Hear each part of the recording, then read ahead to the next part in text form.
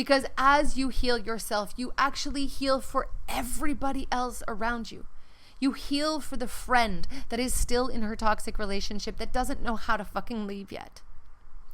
You heal for your daughter that you're going to have one day that will never be inside of a toxic relationship because she will have understood on a body level, on a nervous system level, that that is not what love feels like. The ripple effect that healing has in this world cannot be understated. You heal for you, but you heal for the entire goddamn world. And I learned that so viscerally through this dog rescue. You're listening to the Heartbreak Alchemy Podcast with Alaska Wolf. So one of the first things that I did a few years ago, after I went through a breakup that I swear to God I thought was going to be the end of me, was that I started a whole ass dog rescue.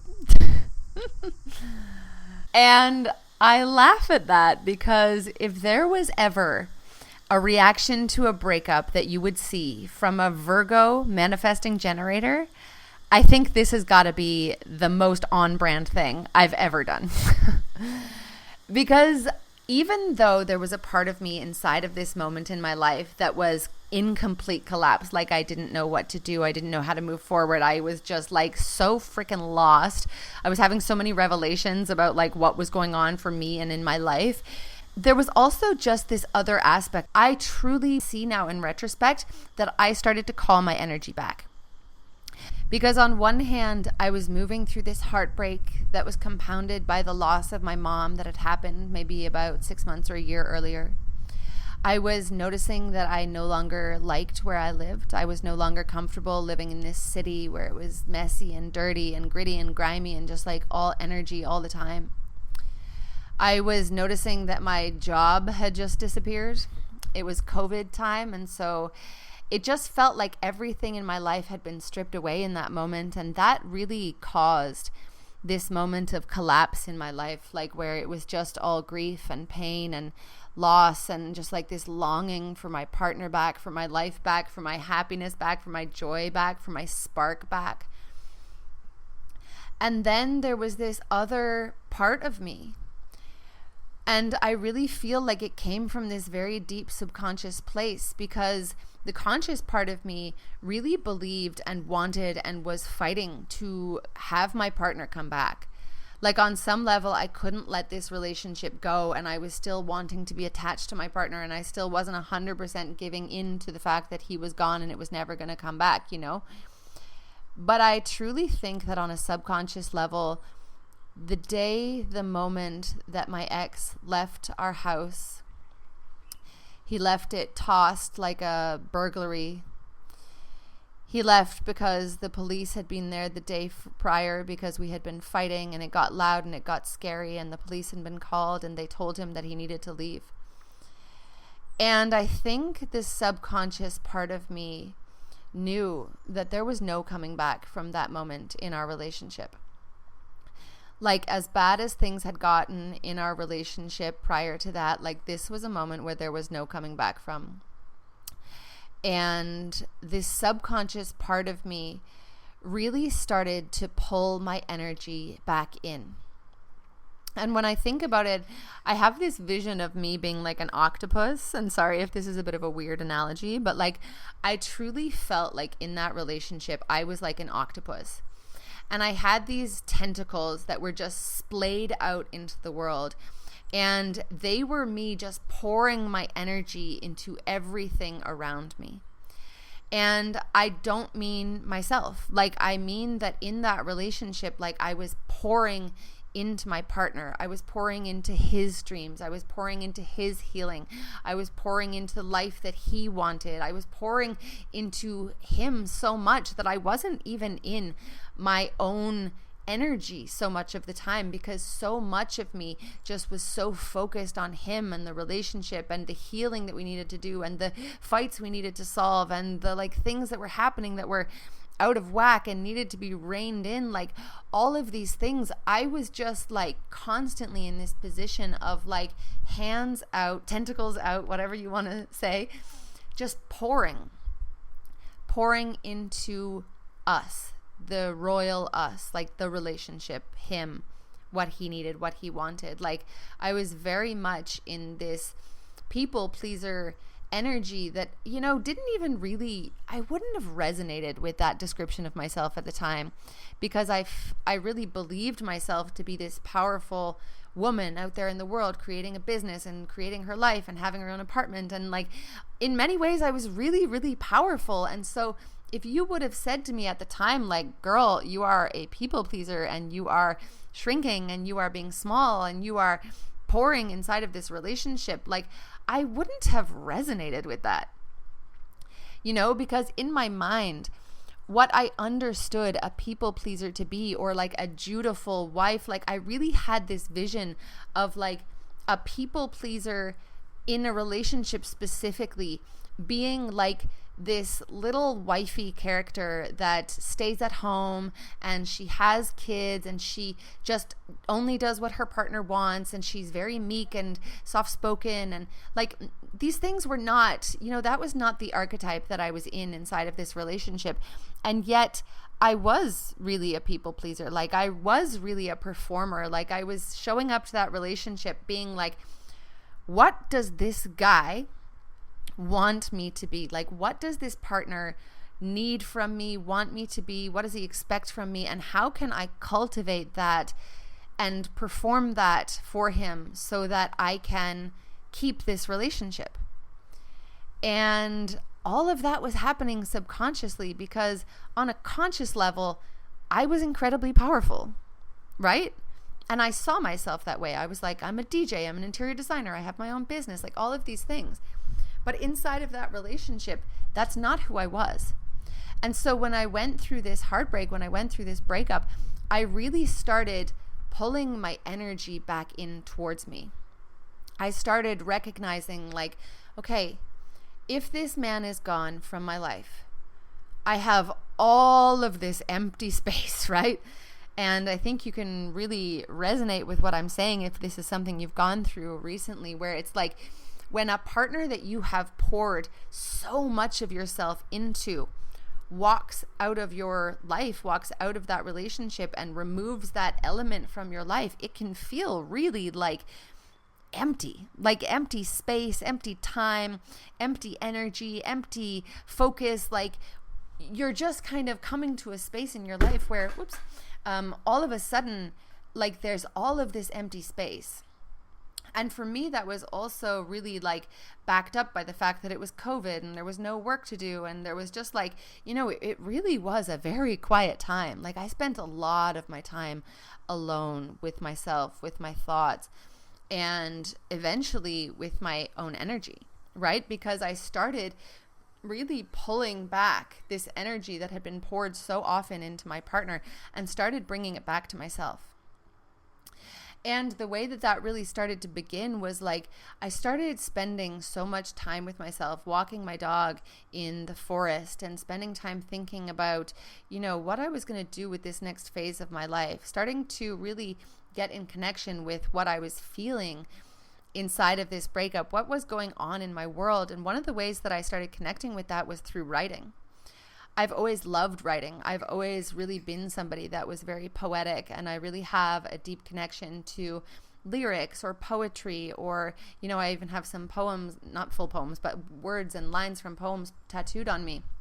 And language has always been something that really gave me an outlet to connect to myself and connect to other people and just connect to the things that I needed to move through in my life. And so I spend a lot of time kind of really going into what was happening for me and writing about it and writing about the breakup and writing about the relationship, and really, you know, even looking back at old voice notes and old notes apps, like notes to myself, and being like, holy fucking shit, like, wow, where am I coming from? Like, what rabbit hole did I end up falling into inside of that relationship? And so I really started exploring that. Like I started coming back to myself in this way that I was exploring what I was feeling and what I was thinking through writing. And I started to explore how I saw myself through self-portraits. I would go out into nature and I would take these portraits of myself. I would explore how I actually saw myself by taking these beautiful photographs of myself making strange shapes or things that felt beautiful or ethereal or just like evocative to me. Like all of a sudden, I wanted to see and explore how I actually saw myself through my own eyes. I wanted to reconnect with how I actually felt. And so this moment where it felt like everything had been taken out of my life actually became this really beautiful pause where I started to reorient myself to myself, to how I viewed myself, to how I thought, to how I felt, to the way that I expressed myself. And it was such a beautiful time. But it required that I take my energy back from all of these places where I had been pouring it for so long. And I truly believe this is why heartbreak in particular is this very special, specific moment of recalibrating yourself to the version of yourself that is more true, that is the most true, so that you can step into your highest timeline. Like something that I've said many times on social media is that heartbreak is actually a portal to your highest timeline. Because I truly believe that, because in the way that you actually start to pull yourself back, to pull all of your energy back to yourself, all of a sudden it creates so much space for you to actually recalibrate to who you are and what you want in this world.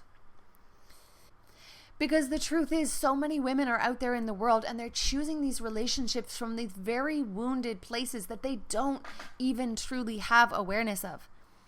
And then all of a sudden they have a relationship where they're like, what's going on here? Like this relationship is kind of toxic. It's very push and pull. There's like anxious avoidance tendencies. Like I'm needing to pour more than I actually receive in this relationship. They're finding that these relationships are with people or men or women that actually are not their match. Like they're not their match in terms of their values. They're not the match in terms of what you want from life. They're not the match in terms of like where you see yourself going. They're not the match that actually allows you to elevate your life. They're a match for you for where you are right now from the subconscious wounding that you are choosing them from, but they are not a match for where you are going in your life. And it's just like women wake up during their breakups. They wake up during the heartbreak phase because they look at their relationship with fresh eyes. You take off the rose-colored glasses that have allowed you to stay in this relationship with this person for so long, even though they were not allowing you to become the woman that you actually wanted to be. They were actually somebody in your life that was pulling you down, that was sucking the energy out of you. Like, wow, I look back at some photos from back in the day when I was in this relationship and I was like, there's just no life behind my eyes, you know? There's just no life. Because this relationship was draining me so much because I constantly had to pour so much into it to keep it with its heart beating, you know? And I really remember this one time where I was playing one of the last shows that I ever played in my DJ career. And it was at one of the most incredible venues in Berlin. It's a huge venue and I was playing as a support act for Alice in Wonderland. And it was probably one of the best shows of my entire life. Like it was incredible. The audience was on fire. Like everything was just lining up. And I remember playing some of the songs in that show. And they were just songs of like heartbreak. I remember, oh my God, I literally remember playing Lose You to Love Me by Selena Gomez, like a remix of it, a rap remix or a kind of like EDM style remix. And oh my God, I was up on top of the decks and I was just like having the absolute time of my life, but also I knew that there was a heartbreak coming down the track. Like I could just feel it. And I remember looking at pictures of myself from that night and just like, even though everything that was happening in my life around that, my relationship inside of my career was going great, the money was great, everything was great in my life, but I knew that there was a heartbreak coming down the path. Like I could just feel that our relationship was collapsing. It was falling apart. And the photos of me from that night on what should have been one of the best nights of my life, like there's no light behind my eyes. Like I'm just, you can tell, you can feel that I'm not really in the room. Like I'm not really in my body. I'm not really in the moment. And it was a couple days after that COVID hit, that we started getting like these little trickles of, so there's something coming out of China or whatever they were saying at the time. And there was people at that venue that might have been sick, and we all got put on lockdown shortly after that. And it was just like, whew. But it was such a clear snapshot of like how much that relationship was taking from me. How much I had chosen a man from the wounding that I was carrying inside of me. And so it was draining me, not just on the level of relationship, but like I wasn't even present emotionally with my soul during some of what should have been the most exciting gigs of my life, the most exciting moments of my career, the most exciting like financial wins for me, you know? Like I wasn't really there because that relationship was taking so much from me. But I didn't know that. Like I couldn't see that because I was still operating so much from my subconscious wounding that I couldn't actually see that. And so this heartbreak that came around actually allowed me to recalibrate to this new version of myself that I wanted to be. But it required that I pull back my energy from everything that was happening around me. And so when I finally woke up, when I finally started recognizing that like, wow, I have been choosing this relationship from a place of very wounded self. What is the wounding? Who is the version of me that's choosing this man? Who is the version of me that's choosing these patterns? Who is the version of me that is moving through life feeling like that's okay? That I am choosing a relationship that is sucking the life not only out of me as a person, as a soul, as a human, but it is also draining the resources that I have in every other aspect of my life. You know, I really had to start to look at that. And the empty space of a heartbreak is this perfect, beautiful cocoon where you can actually start to look at the standards that you've been holding or not holding, as the case may be. Where have your boundaries been super loose? Where have you been choosing people that actually do not add to your life in ways that are generative, in ways that allow you to actually create more in your life? Where have you been sacrificing the desires that you actually have for your life, no matter how deep and buried they might feel in this moment? Like the desires you hold might feel like little goddamn whispers that you noticed for a moment and then let go of immediately because you had to bring your attention back to your partner at the time or your ex-partner now. Where have you been disconnected from your body? Where has your body been used as a little bit of a token inside of that relationship? Like your sexuality, your body, your sensuality, your connection to yourself, it's just been a conduit to get connection to the other person. I know that was something that was really central for me. You know, I had a partner that wanted an open relationship. And so for me, my body, my sexuality, my sensuality became a bargaining chip on many ways. I used it as a way to create connection with my partner because I didn't feel safe inside of our relationship. And I think a lot of women out there, we really have this conditioning that that's what you do, you know, because we're conditioned from such a young age that like sex is not really for you. Your sensuality is for sale. You know, it's used in everything around the world. Like every piece of advertising is using a female body or a female sensuality or the lure of a woman to like sell their shit. And so coming back to your body, coming back to your own sovereign sexuality, coming back to your own sensuality, actually being so present inside of your body that you can connect to how it feels to be inside this moment in your life. Even if what you feel, you tag it, you mark it, you label it as bad. Because bad is also part of the full spectrum of emotion, right? It's the full spectrum of living. And so when we reconnect to the bad, that's actually the portal to the good, you know? Like I think about how goddamn painful, how much grief I had in those moments of my life, and just like, oh my God, the only thing that I ever needed to know about how hard, how difficult, how painful those moments were is that those moments, the depth of the pain of those moments were also going to be the thing that opened up the exact opposite channel on the other side. That opened me up to so much fucking pleasure. That opened me up to so much joy, so much wonder, like so many beautiful experiences and connections and moments in my life moving forward.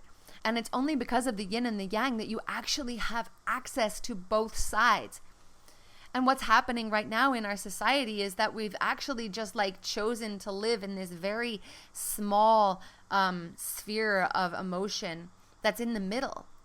That's kind of like, basically we start with numbness, which is where most of us are most of the time, because we're so overstimulated by our thoughts and feelings and emotions and the advertising and all of the people around us and the energy rolling through our cities and so many people wanting so much from us and us being conditioned to pour into other people. Like, we start at a baseline numb in this society because of the conditioning that we have. Like, we're taught that it's actually better to be numb. We're so overstimulated, it is better to be numb.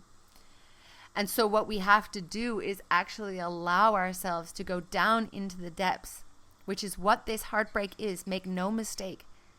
This heartbreak will require that you go down into the depths. But the depths are what is going to allow you to create so much fucking beauty on the other side. So much goddamn beauty, so much possibility, so much power, so much intimacy, so much pleasure, so much joy. Like, it's all connected. It's all connected. And that's why this heartbreak is a portal to the timeline that you can't even probably imagine where you are right now. Like, I know that I started my journey when I went through this heartbreak. All I wanted was to feel better, you know, like that was as good as it got. I wanted to feel better. I wanted to connect to the version of myself that I had been in the past. I thought I wanted to improve the relationship that I had lost. You know, I ultimately wanted it back, and I was like, I'll just improve it. Maybe we can heal together. I thought maybe the people that were in my life before would come back into my life and we would just like create a new dynamic. I thought maybe I would get used to where I was living, that I maybe would stay in Berlin, but it would just feel differently now. And actually what I got on the other side of my healing journey was like completely not that at all, in the best possible way. Because I moved away from Berlin. I moved to the ocean. I spent time recalibrating. And then I realized that I actually didn't want any of my old life back. I didn't want it back because I had outgrown it. I had become a different version of myself. I had opened up my emotional portal. I had opened into my more feminine aspects of emotionality, of sensation, of creativity. I had opened up all of this softness and connection to myself, that when I thought about what I would have to do to go back to Berlin, when I thought about what I would have to do to go back to the city that I used to live in and do the job I used to do and have the relationship I used to have, God forbid, I just knew I could never put on that mask again.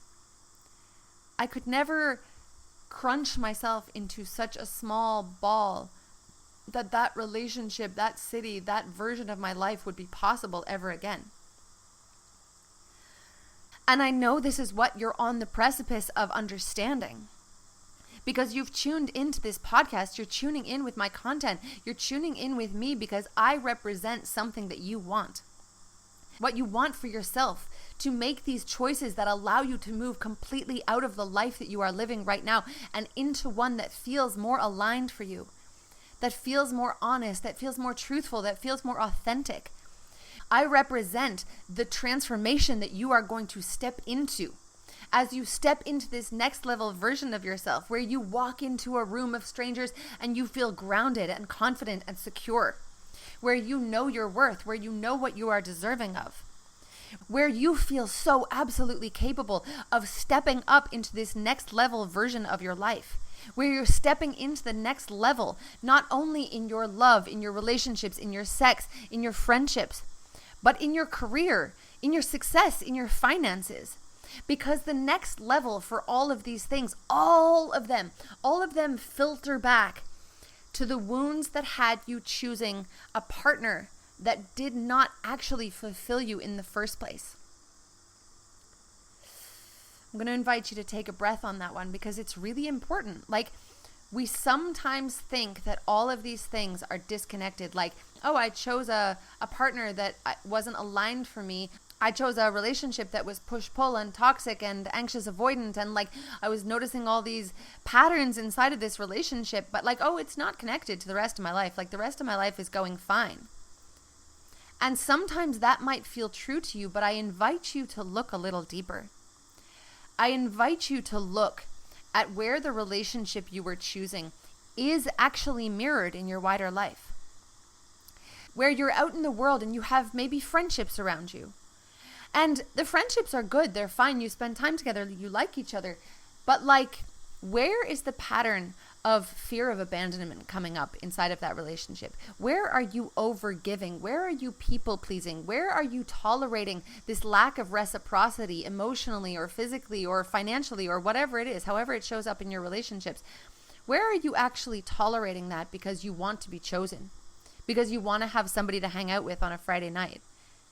Where are you actually allowing yourself to be smaller and shrink and settle because you don't want to upset the dynamic that you guys have? Where do you also see that in your career? Where do you find yourself in moments in your career where you're kind of just coasting? Where you're like, I know what to do, I know what money I make, I know what happens, I know the people around me, but I'm not actually reaching for the next level, even though the next level of success and impact and income is actually super fucking exciting to me. But on some level, I'm just kind of coasting. I'm sitting back and I'm kind of letting it happen. Where do you see that relate to your relationship? Where you're choosing a relationship because it's familiar, because you've got that sunk cost fallacy where you're like, well, I've already put in this much time and energy and effort with this person, so like I can't leave now. Where are you noticing that there are echoes inside of your relationship, inside of the version of yourself you were in that relationship, the patterns you were playing out inside of that relationship, and where are you seeing echoes inside of your wider life? Because I promise you, they are there. They might not look like they're there on the surface, but they are. Look at your sex life, for example. Inside of your sex life, you might be really disconnected from yourself. You might be disconnected from your body's sensations. You might not feel confident to express what you want and need inside of the bedroom. You might not even know what you want and need. And so your sex life has become so much about your partner. You have deferred all of the energy to them, to what they want, to what they desire, to what they feel good doing. And where do you see that in other aspects of your life? Like, where do you see that same pattern repeating with your family or your friends or your partner or your colleagues or the people that you interact with on a day-to-day level when you like go to the cafe and you don't actually say, oh, you got my order wrong. I don't like that. You know what I mean? All of these things come back to very specific wounding that we carry. The abandonment wound, self-worth wounds, self-love wounds. We hold up this masculine shield to move through the world because we think that it's going to keep us safe.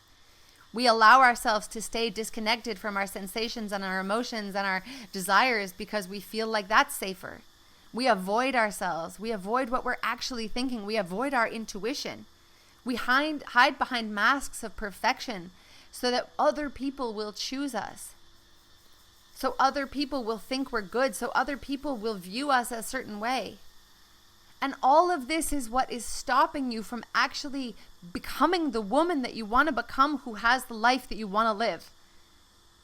But the thing that you need to know is that the reason that this heartbreak has descended upon your life, the universe does not make mistakes. There is a reason that this heartbreak has come to you at this exact moment in your life, so that you can choose to recalibrate to the woman that you are actually meant to be. This woman that is powerful and confident and authentic, who loves herself, who knows herself, who has big fucking dreams, who has dreams of things that she can't even imagine yet. Because this heartbreak has come to you at this specific moment in your life because it holds a message for you. It holds a quest for you to become the most powerful, authentic, self-expressed, self-loving, worthy, deserving, sensual, ambitious, delusional version of yourself, so that the life you create around you echoes that, so that the world that you create, the impact that you create, it all matches who you have become. And this is where I bring it back to the dog rescue, right? which might have seemed like a weird thing to mention, but actually, one of the most important things in my life are animals. They have always been my connection point to the rest of the world. And since I was around 6 years old, I was rescuing animals wherever I found them if they were in trouble. Like, I was always the kid that wanted the cat with the broken eye, or like was running out into the field to like, you know, go commune with the cows that were out there, you know. Like, I became a vegetarian at 13 years old because animals are one of the core ways that I connect to the world. I remember going to a barbecue at 13 years old at a beach house in Canada and just like seeing across the road a field full of cows, and then looking at the burgers that they were serving and just being like, this does not compute for me. This does not align. I will no longer eat meat. I will no longer step over this boundary because this is so important to who I am. And so throughout my life, I was helping in whatever capacity I could. And so since I moved out of my parents' house, I literally started fostering cats and kittens when I was like 20 years old. And I had my cat all through my life. And then about 7 years ago, I adopted my dog Sita from a rescue in Thailand. I met her once for 15 minutes. You know what I mean? And then I shipped her halfway across the world because I just knew she was my soul dog, and she is my soul dog. She has changed my life. She has changed so many lives out there. And she was also the inspiration for my rescue, Red Bow Dog Berlin. You can look it up. You can follow us. Please do. Come and understand what the mission that we hold is. Adopt from us, support us, be a part of something bigger than yourself. And the craziest thing is that this rescue would not exist without my breakup. It would not exist if I had not gone through that heartbreak at that time in my life. Because even though I was fostering and adopting and helping with all of these animal rescues, they were never something that came from me. It was me helping others. But there was something about that moment in my life when I started pulling back all of that energy, all of that power, all of that self-belief and self-trust, that it just transformed into something bigger than me. Like, I am bigger. This organization is bigger than the sum of all its parts, you know? Because it started with me, and it started with a vision, and it started with me clawing back that energy. It started with me pouring myself into rescuing one dog and then saying, oh, there's 6 more that need help, and finding little homes for those. I started pouring myself into it. I made an Instagram and I started talking to people, and I would just tell everybody that I knew to tell everybody else they knew and get them to post their stuff on their pages so that we could get an audience. And we got an audience. And then we got more and more because people were talking and people liked the branding, and people came to us and they were like, hey, I want to help. And I said, I would love your help. And I built a team. And then I got a graphic designer and he made us a logo. And then somebody else started doing this. And then we just we trundled on, and we just became like a roller coaster, like a rolling, like a rolling avalanche, or like a snowball. Everything started to snowball from that vision that I held. The vision, the bigger vision, that actually what I want to do in this world is to help this world. I want a better world. I want a better world for animals. I want a better world for women. I want a better world for men. I just want to live in a world that is different than the one that we live in right now. And so the way that that manifested in that moment was with my dog rescue, Red Bow Dog Berlin. And it was one of the most transformative things I've ever done with my life, because I think up until this point now, we've saved probably over 700 lives. We have adopted 700 dogs from the streets of Romania through our adoption centers in Romania to Berlin, where they live incredible lives, where they live with people that love them and support them and pay for their medical care and give them great food and love them so much that they have 10 beds and 4 leashes and, they have all of this stuff. And I know sometimes this world can feel challenging because it feels like, who am I? I'm just one person. I can't make a fucking impact. But the truth is, you are always making an impact when you impact just one fucking life, and start with your own. Start with your own. Because the butterfly effect of that one life that you save, your own right now, is indescribable. Like, you can't even imagine through the flapping of the butterfly wings how much impact you healing you will have out in this world. I promise you that. Because as you heal yourself, you actually heal for everybody else around you. You heal for the friend that is still in her toxic relationship that doesn't know how to fucking leave yet. You heal for your daughter that you're going to have one day that will never be inside of a toxic relationship, because she will have understood on a body level, on a nervous system level, that that is not what love feels like. The ripple effect that healing has in this world cannot be understated. You heal for you, but you heal for the entire goddamn world. And I learned that so viscerally through this dog rescue. I just saw that, like, me having this vision, me having the energy and the creativity and the push and just the grit, honestly, to begin something. And then you start attracting people towards you that are like-minded. They want what you want. They want to heal themselves. They want to heal the animals. They want to help. They want to foster. They want to adopt. They want to support. They want to do. They want to help. Because what they see in you is the vision. They feel the resonance. And this is how we create an entirely new world. Like, over here, a big topic of conversation is this new earth. Like, what is the new earth that we are creating? What do we want it to look like? Do we want to stay with these systems of capitalism and just like dog eat dog and just like masculinity and femininity being so separate and so divided? Do we want to stay in these worlds where we have this very prescriptive idea of what we have to be and what we're not allowed to be? Do we want to have all these borders and like, oh, trans is bad and gay is this, and like all of these things that we've been taught in this society that make no sense, because on a human level, all we all want to be is truly ourselves. We want to be whole. We want to be loved. We want to belong. And in the new earth, that's actually what we're going to create, because we're going to let go of these paradigms that we're living in. We're going to let go of the version of ourselves that subscribes to like sitting in the matrix and sitting in an office and like hustling our way through life and never feeling anything and never like experiencing the highs and lows that we came here to feel. And this is a bit of an aside, but like, this is what it's all for, you know? Like, why does anybody do this healing? Why do I do the work that I do? It's because there's a bigger vision. And that's what we always need to connect back to when we're doing anything in our life. Because if you don't have a bigger vision, what the fuck is the point? What's the point?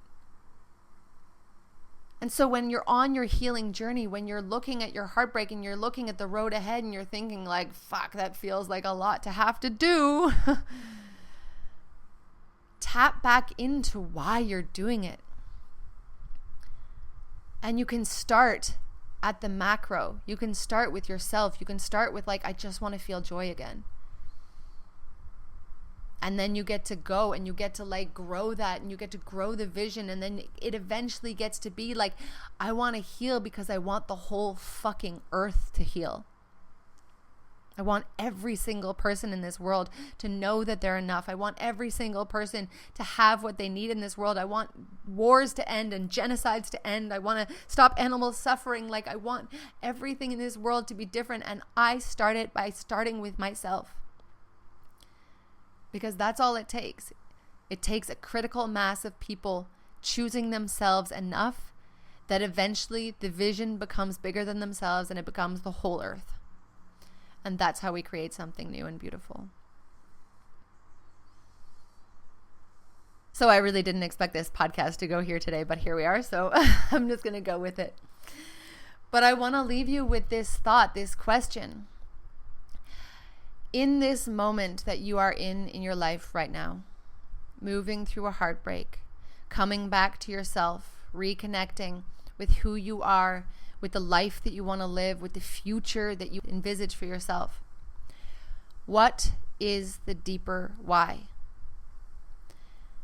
Because I promise you there's one in there somewhere. Understand that this journey that you're taking at this moment in your life through this portal of heartbreak as a catalyst to come back to the version of yourself that you know you're meant to be, worthy and powerful and strong and authentic and bold and brave and connected. It's all part of something so much bigger that you might not even be able to see it right now. And so part of your work in this journey is to trust that as you continue this evolution and this expansion, that journey, that vision will be revealed. because you are part of something bigger. You are on a bigger mission. This healing is not just about coming back to yourself, even though that is a huge part of it. You come back to yourself so that ... What's it going to be? There's a bigger mission out there. There is a bigger evolution. There is something you are here to do in this world. And this heartbreak is the catalyst of allowing you to begin that journey. So embrace it. Allow yourself to go so deep into the healing that allows you to figure out how you can get all the way up there to the exact opposite end of the spectrum at joy, at fulfillment, at pure bliss in this life. Because you feel so connected to yourself and the world around you and the people around you and the animals around you and the earth around you. There is so much fucking available to us in this life that we are not even scratching the surface of. And so that is what this healing journey is all about. Thank you so much for being here with me on today's episode of Heartbreak Alchemy with Alaska Wolf. If you've enjoyed this episode, if you've gotten value out of it, I really encourage you to rate, review, and share this episode with somebody that you think will get value from it. Somebody that's moving through a heartbreak in their life right now that feels like might be the end of them, when really it's just the beginning. It's the beginning of this whole new world, this whole new earth that we are all stepping into. And so if you know somebody that can get value from this podcast, please share this message with them. And if you've enjoyed it, rate and review it wherever you're listening to podcasts. Also, if you want more information about the work that I do with women, you can find out more information about my program, The Essentialist, on my website, alaskawolf.com.